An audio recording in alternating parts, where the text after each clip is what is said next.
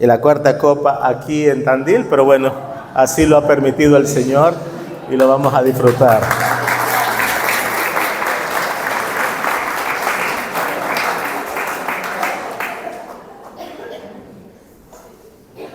¿Sabes que si ganamos como vamos a ganar? Yo le invito a que haga casa al pastor Javier y hacemos una tremenda fiesta. En el 22 lo vimos en la iglesia, así que se puede imaginar que aparente contradicción. Estábamos así en el salón, nosotros tenemos una pantalla enorme y estábamos ahí, y cuando terminó el partido, los gritos que salían, los que pasaban por la calle, le extrañaba que nosotros estuviéramos celebrando tanto. Y una me preguntó, ¿y ustedes celebran? Y le digo, claro, somos argentinos y tenemos que celebrar. Así que no hay ningún problema. Usted tiene permiso para celebrar esta tarde. Este fin de semana ha sido especial, de verdad, pasamos un tiempo muy lindo. ¿Sabe que de todos estos fines de semana me parece que este es el que más corto he sentido? Pero aprovechamos muy lindo el tiempo y Dios nos dio palabra. Así que el próximo 22 y 23 de agosto, si el Señor nos da vida y salud, estaremos acá. Venga, porque vamos a estar profundizando más en la palabra, esa palabra que tanto necesitamos para sostenernos en pie en este tiempo que nos toca vivir. ¿Sabe que en el Antiguo Testamento había un pasaje del libro de Oseas que decía: mi pueblo pereció por falta de conocimiento? Y quiero decirte que muchas veces nuestro pueblo perece porque falta conocimiento bíblico, falta palabra. Así que debemos volver a esa palabra continuamente para crecer en el conocimiento de Dios y poder avanzar hacia el propósito para el cual fuimos llamados. Yo escuché que hay visitantes hoy, así que yo tengo una filosofía de vida, no puedo predicar si antes no presento lo que Dios hizo por nosotros. La Biblia dice en el libro de Romanos, capítulo 5, versículo 8, mas Dios muestra su amor para con nosotros en que siendo aún pecadores, Cristo murió por nosotros. Y ahí está la esencia del Evangelio.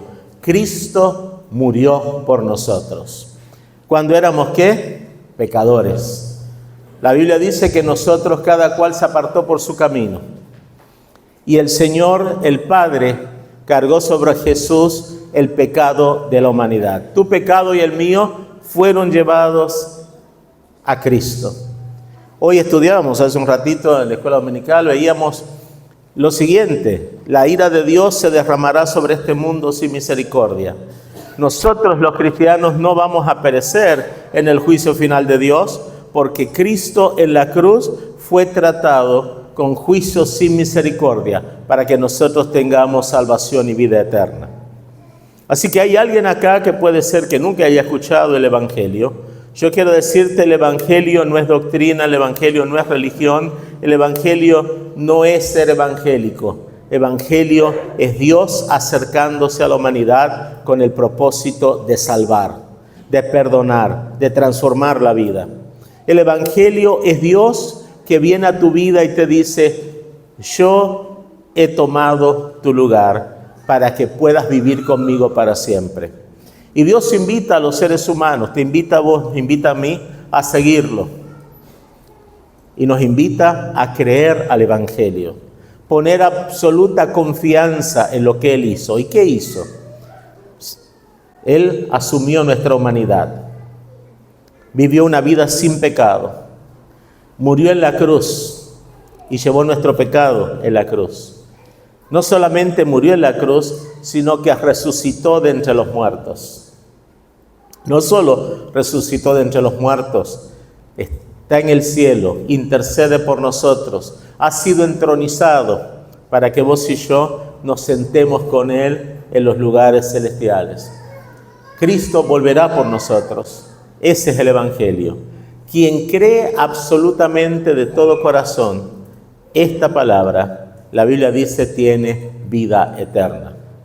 Quien cree al Evangelio no perece, tiene vida eterna. Quien crea el Evangelio se convierte en hijo o hija de Dios. Quien crea el Evangelio comienza a vivir en plenitud, lleno del Espíritu Santo, una vida nueva, una vida plena, una vida que no se obtiene ni con dinero, ni con fama, ni con poder, solo se obtiene a través de Él.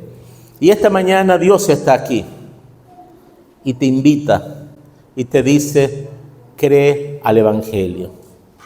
Lo único que tienes que hacer es depositar tu confianza absoluta en Él, en lo que Él ha hecho por nosotros.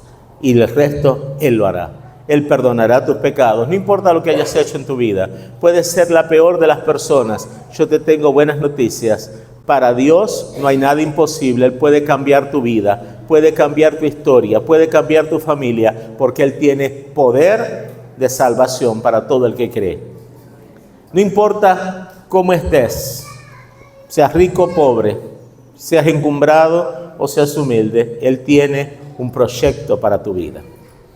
Y esta mañana Él te invita y te dice: dame tu vida para que yo te pueda dar la mía. Y mira qué lindo intercambio. Dios te ofrece salvación y lo único que te pide en cambio es que le entregues la vida. Le entregamos la vida y Él nos da la suya, la vida eterna. Qué hermoso es esto. Y Él está aquí invitando, si hay alguien aquí que nunca ha tomado la decisión de seguir a Jesús, de creer al Evangelio, hoy tiene la oportunidad de entregarle su vida. Lo único que tiene que hacer es, mientras yo estoy orando, decirle al Señor: me entrego, creo, y el Señor hará el resto. Así que vamos a orar juntos. Y si hay alguien acá que quiere repetir una oración que yo voy a hacer en algún momento particular, no tenga temor, hágala. Dios hará el resto. Se lo puedo asegurar, Él lo hará, porque lo hizo en mi vida, lo ha hecho en la vida de miles de personas, millones de personas. Lo puede hacer en tu vida. Y para eso te trajo esta mañana, para que sea este el día de tu salvación, de tu nueva creación, el día de un nuevo comienzo. Vamos a orar juntos. Padre, en el nombre de Jesús, venimos delante de tu presencia y te damos gracias por el Evangelio. Gracias por Jesús. Gracias por su vida perfecta. Gracias por que Él ha perdonado nuestros pecados. Y gracias porque en esta hora estás presente, llamando al arrepentimiento a alguien. Señor, vos conocés los corazones y las vidas de los que están aquí presentes. Lo único que yo te pido es que si hay alguien que no te conoce, este sea el día que te reveles a él o a ella, como el Señor, como el Salvador, como el Dios que perdona, el Dios que salva, el Dios que redime. Yo te pido, mi Dios, que abras los ojos del entendimiento y el corazón de alguien para que pueda conocer la bondad tuya y la salvación. Padre, que salga de aquí una nueva persona, una nueva creación, que vuelva a su casa transformado, transformada por tu poder y por tu gracia. Si sos esa persona, repite conmigo y dile al Señor: Dios, Padre, en esta hora, yo creo que tu Hijo Jesús es mi Señor y mi Salvador. Creo que su muerte compró mi salvación y que hoy me invitas y yo respondo y entrego mi vida. Señor, te entrego mi vida, dame la tuya. Te entrego mi corazón, dame el tuyo. Y dame gracia para vivir de ahora en adelante, siguiéndote en obediencia y compromiso. Te lo entrego todo, Dios. Lo que soy, lo que tengo, te pido que perdones mis pecados y me des una vida distinta a partir de hoy. Lo creo de todo corazón, en el nombre de Jesús. Amén. ¿Hubo alguien que hizo esa oración conmigo? Dios la bendiga. ¿Alguien más? Dios lo bendiga. ¿Alguien más? Padre, en el nombre de Jesús, oro por estas dos personas que levantan sus manos. Yo te pido que en sus vidas ocurran los milagros del Evangelio. El perdón, la transformación, el sello de tu Espíritu y la unción plena para vivir de ahora en adelante conforme al Evangelio y conforme a tu palabra. Señor, guarda estas vidas, que sobre ellos haya cerco de fuego, protección tuya, para vivir conforme a esta verdad. Te lo pido en el nombre glorioso y poderoso de Jesús. Amén y amén. Gloria a Dios. Muy bien. Seguimos estudiando la primera carta a los Corintios. Y hoy la porción que toca es Primera de Corintios capítulo 9, 19 al 27. Primera de Corintios capítulo 9, versículos 19 al 27. Hoy vamos a hablar de correr para ganar. Para poder ganar hay que correr. Ayer estaba en casa el hermano Bernardo y vimos la final del partido de Francia con Inglaterra. Y ya sobre la hora, casi al terminar, Bellingham corrió, pasó todos los defensores y ¡pum! ¡Qué tremendo gol! Y yo pensaba en el mensaje de hoy, de que la vida cristiana es una carrera constante. Es más que un partido y es más que una copa. Es partidos y copas todos los días, corriendo para vivir en 3 dimensiones: libertad, servicio y disciplina. Corremos para ganar, pero para poder ganar tenemos que entender hacia dónde vamos. La meta nuestra no es la tierra, la meta nuestra no es lo que vivimos acá, la meta nuestra es llegar a la eternidad y ser recibidos por Dios y escuchar del Señor las palabras: bien, buen siervo fiel, sobre poco has sido fiel, sobre mucho te pondré, entra en el gozo de tu Señor. Pero para llegar ahí hay que tener claro que hay que correr y correr bueno, correr bien. Y el apóstol Pablo nos escribe ahí en 1 Corintios 9, 19 al 27 las siguientes palabras. Acuérdense, él viene defendiendo, me imagino que lo vieron ya, los derechos de apóstol. Viene explicándole a los corintios que él tenía muchos derechos que no había exigido, porque en amor a ellos y por amor a ellos quería entregarse y servirlos antes que ser servido. Y entonces continúa diciendo: por lo cual, siendo libre de todos, me he hecho siervo de todos para ganar a mayor número. Me he hecho a los judíos como judíos para ganar a los judíos, a los que están sujetos a la ley, aunque yo no esté sujeto a la ley, como sujeto a la ley, para ganar a los que están sujetos a la ley, a los que están sin ley, como si yo estuviera sin ley, no estando yo sin ley de Dios, sino bajo la ley de Cristo, para ganar a los que están sin ley. Me he hecho débil a los débiles para ganar a los débiles. A todos me he hecho todo, para que de todos modos salve a algunos. Y esto hago por causa del Evangelio, para hacerme copartícipe de él. A ver acá. ¿No sabéis que los que corren en el estadio, todos a la verdad corren, pero uno solo se lleva el premio? Corred de tal manera que lo obtengáis.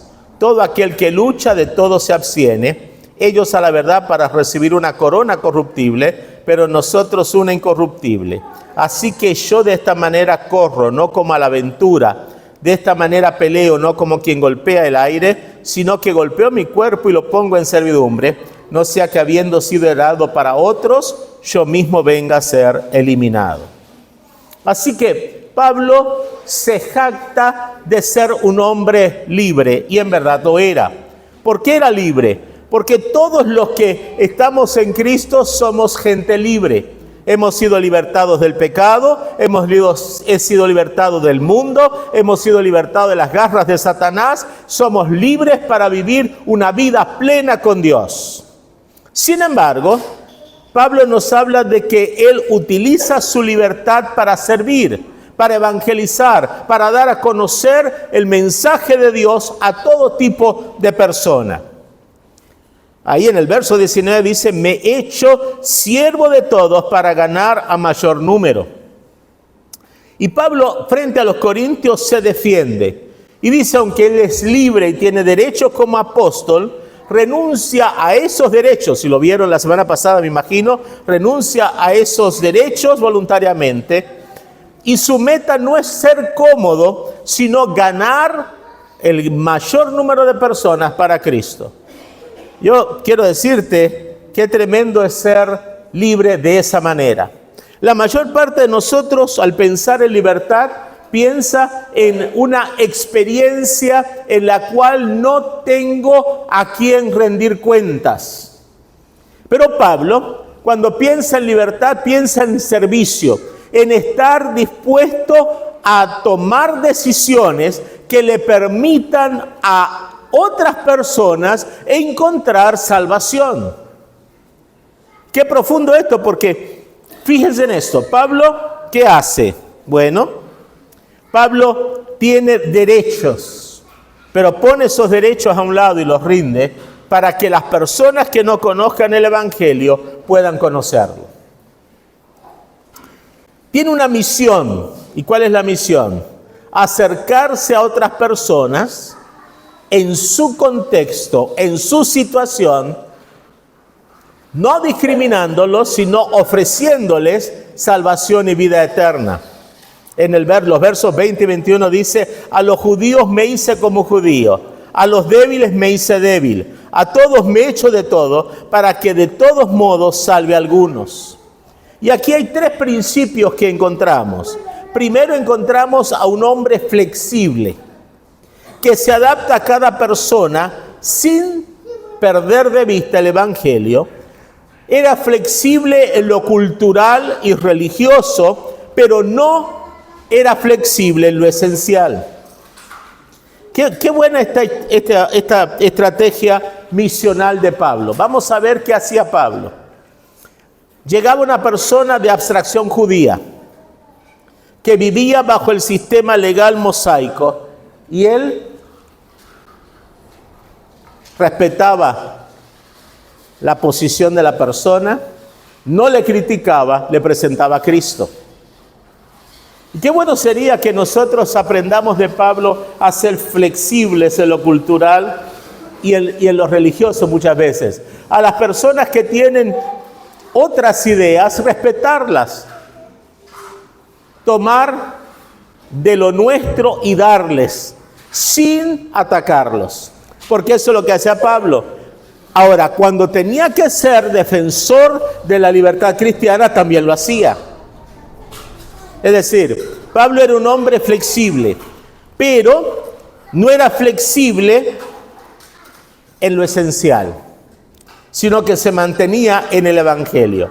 Ahora, ¿qué hacía Pablo? Por ejemplo, una persona que no era judía, él vivía como si no fuera judío. Y ahí la gente que era judía lo criticaba.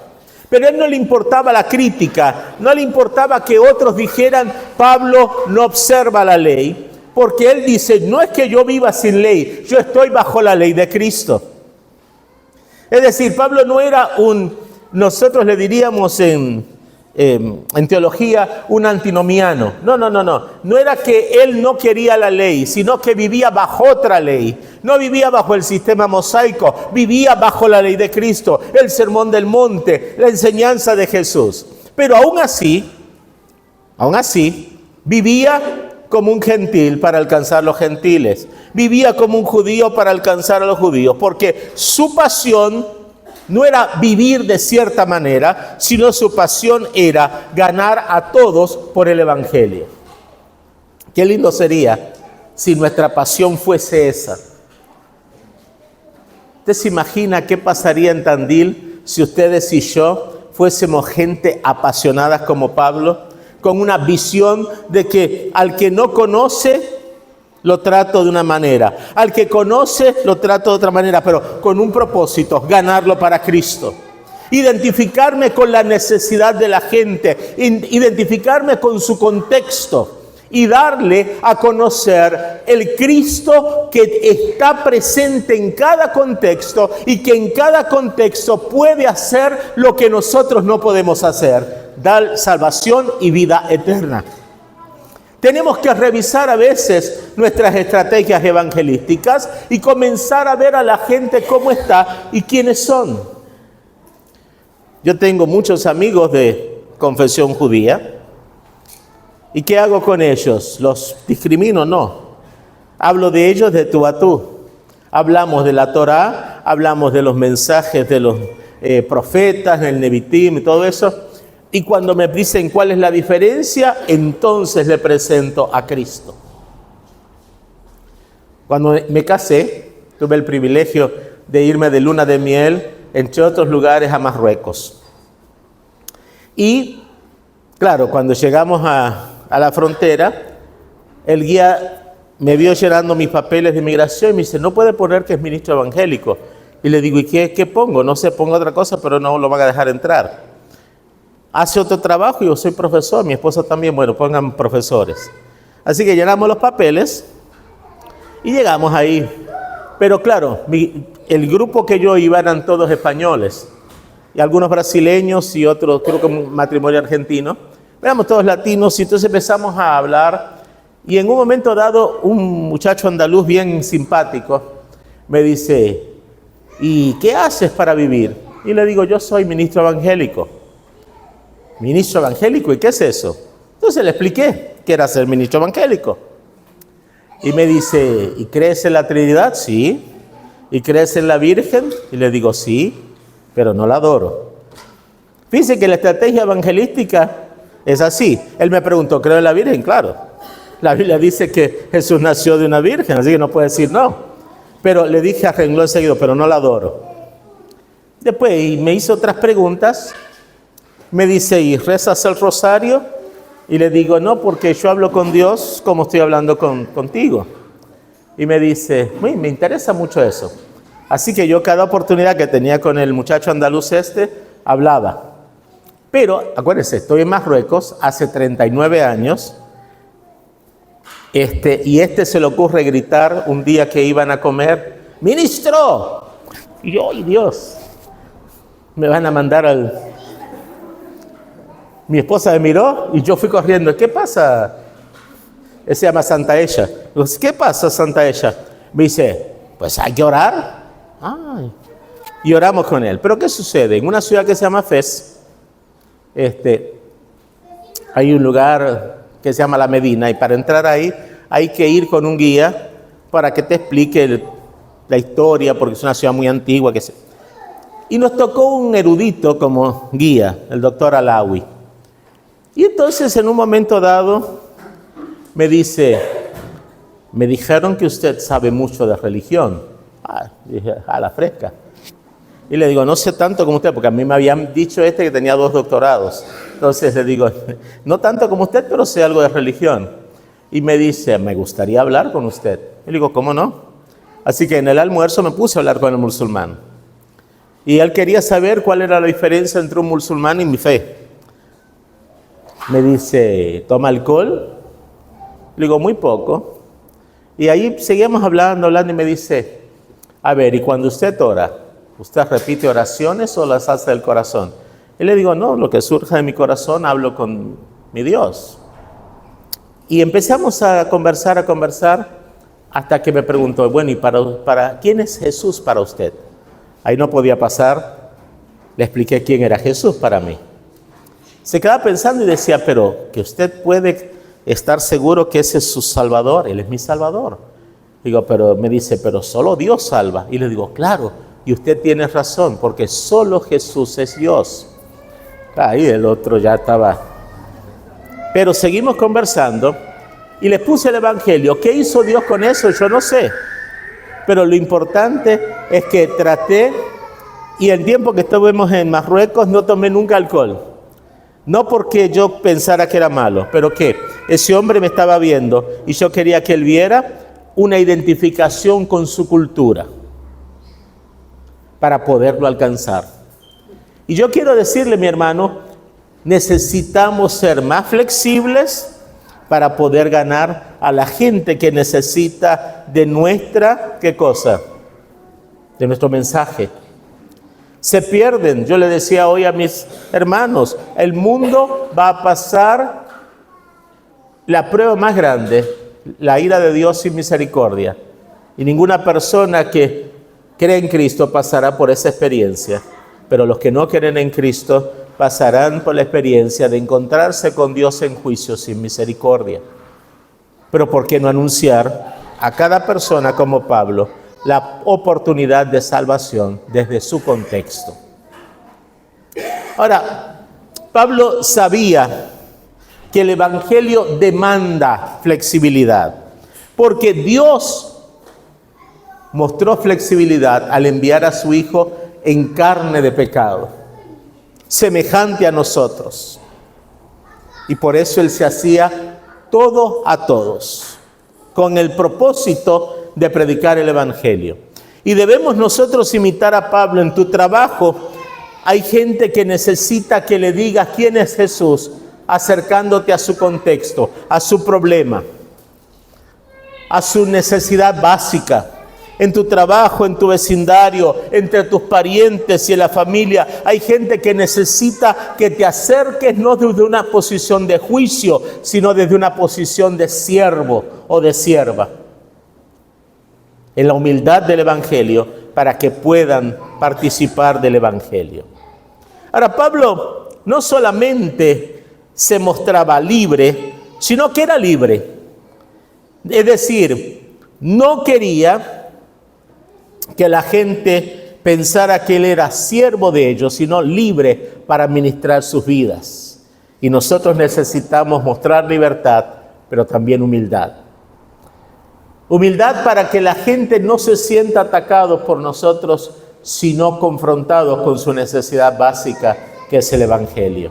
Humildad de contarle nuestra propia historia, cómo el Señor se reveló a nosotros. Humildad para decirle, yo no soy superior ni mejor a vos, simplemente tengo a un Dios que tuvo misericordia de mí.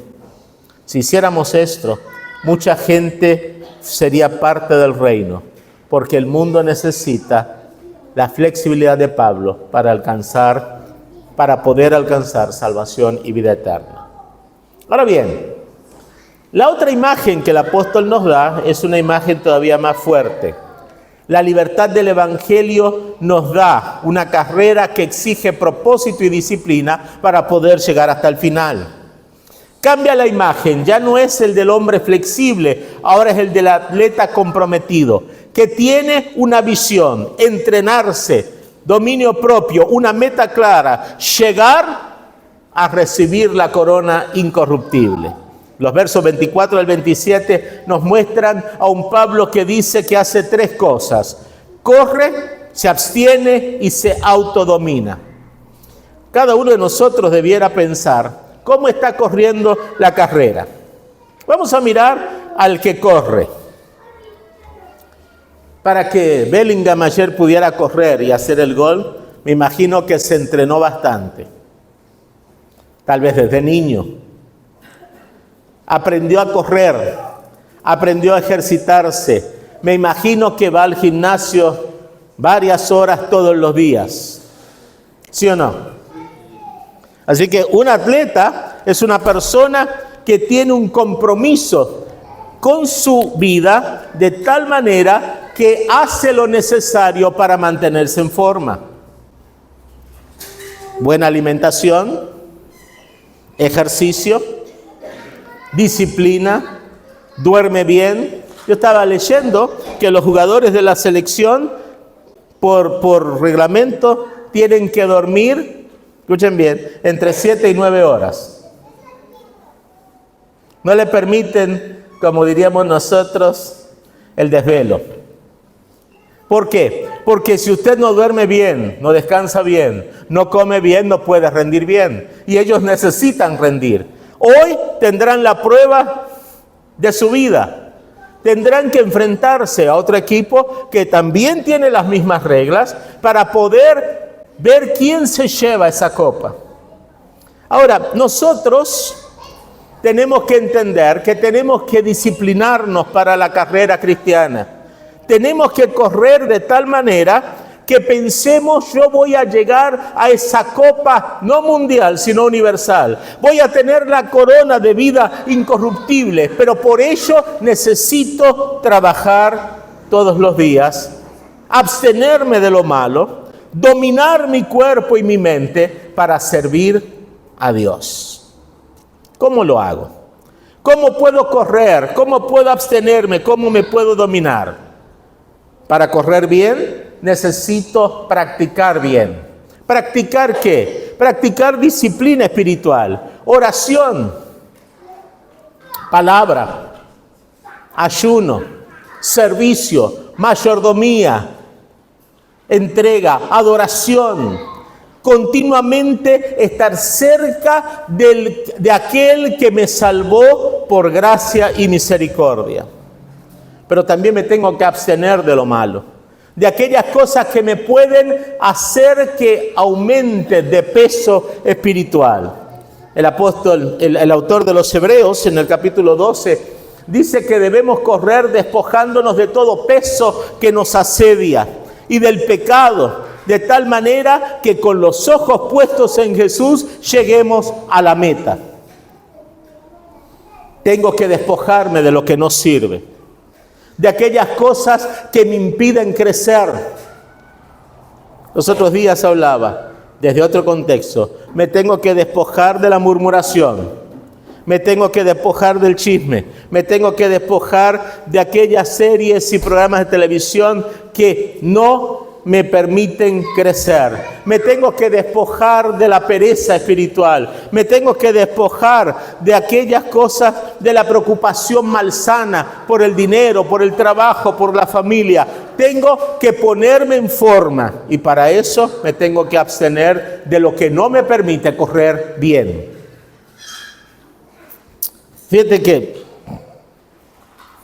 pero no solo me tengo que abstener, tengo que hacer algo, golpear mi cuerpo. Usted dirá, ¿me tengo que autoflagelar? No, no es así.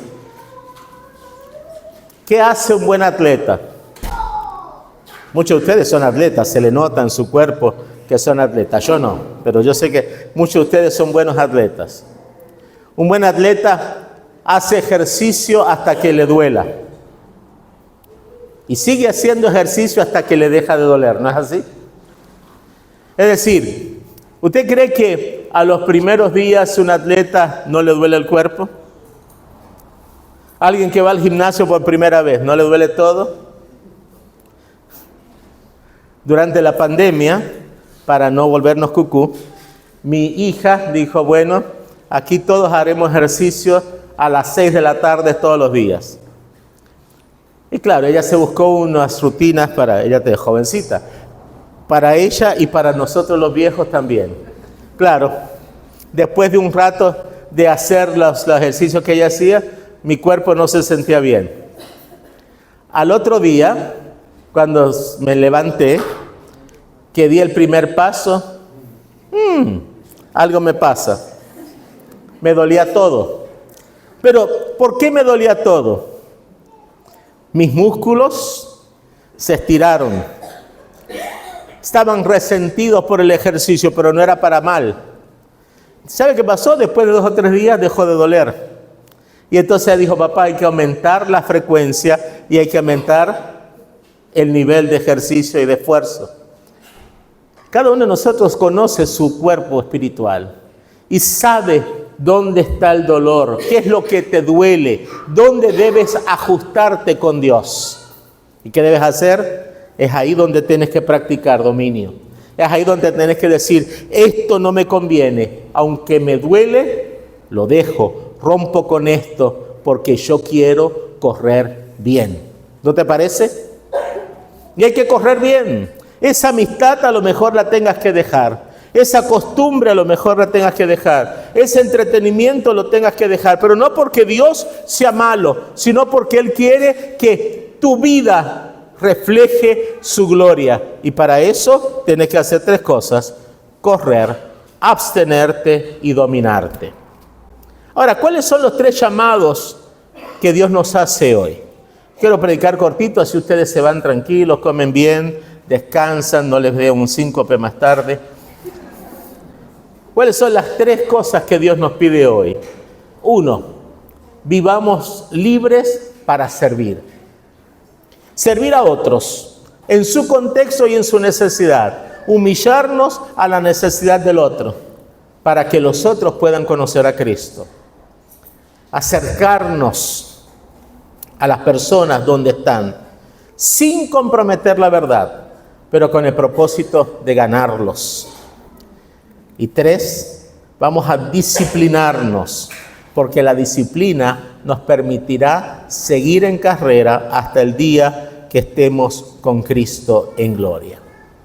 Ahora bien, cada uno de nosotros tiene derechos espirituales, pero Dios quiere que aprendamos a renunciar al derecho espiritual con el propósito de que en la renuncia a mis derechos pueda bendecir a otros, así como hacía Pablo. Renunciaba a sus derechos para bendecir a otros.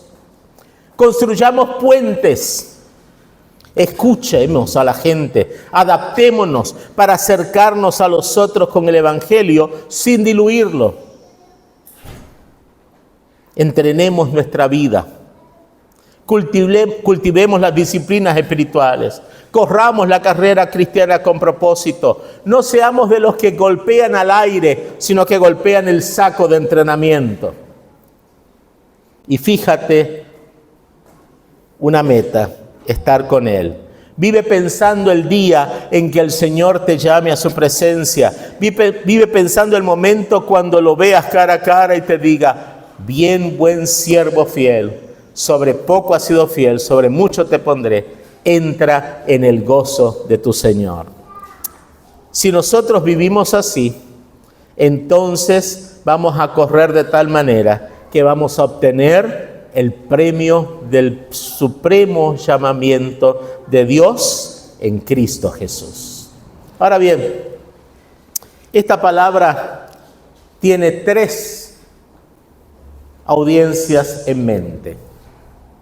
Primero, a personas que hoy se dan cuenta que no han estado corriendo bien y que necesitan volver al camino y entrenarse para correr conforme al diseño de Dios.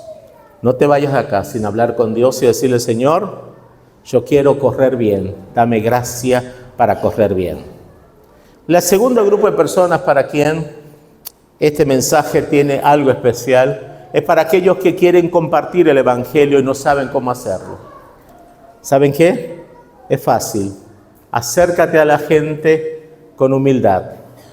Escucha sus necesidades y preséntale al Salvador que puede suplir cada necesidad por gracia y misericordia. Y la tercera audiencia, posiblemente aquellos que como Pablo, al renunciar a sus derechos se sienten vulnerables. No te preocupes. Al rendir nuestros derechos no somos vulnerables, sino que somos fuertes. Y al rendir nuestros derechos, Dios nos usa para bendecir a otras personas y hacer de otras personas instrumentos de salvación y de vida eterna. No te vayas de acá sin hablar con Dios y decirle: te necesito para correr bien.